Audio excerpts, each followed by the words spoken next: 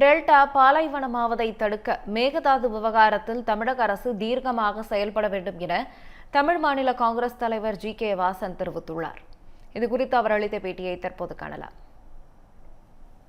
மேகதாது அணை கட்டக்கூடாது என்பது ஒட்டுமொத்த தமிழக விவசாயிகளுடைய எண்ணம், ஒட்டுமொத்த தமிழக மக்களுடைய எண்ணம். காரணம், விவசாயிகளுக்கு ஆதாரம் தண்ணீர் இல்லை என்றால் டெல்டா பகுதி பாலைவனமாகிவிடும். குடி தண்ணீருக்கு ஆதாரம் காவிரி தண்ணீர். எனவே மேகதாது என்பது நம்முடைய தமிழகத்தினுடைய பயிர் காக்கும் தண்ணீர் மட்டுமல்ல, உயிர் காக்கும் தண்ணீர். எனவே தமிழகத்தினுடைய புதிய அரசாங்கம் மேகதாது அணையிலே கர்நாடக அரசு ஒருபோதும் தலையிடக்கூடாது.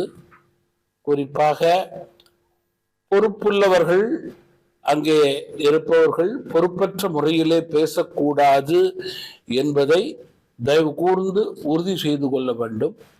விவசாயிகள் பெரும் அச்சத்திலே இருக்கின்ற சூழலிலே தமிழக அரசு ஆக்கப்பூர்வமான முறையிலே காவிரி தண்ணீர் பிரச்சனையை அணுக வேண்டும்.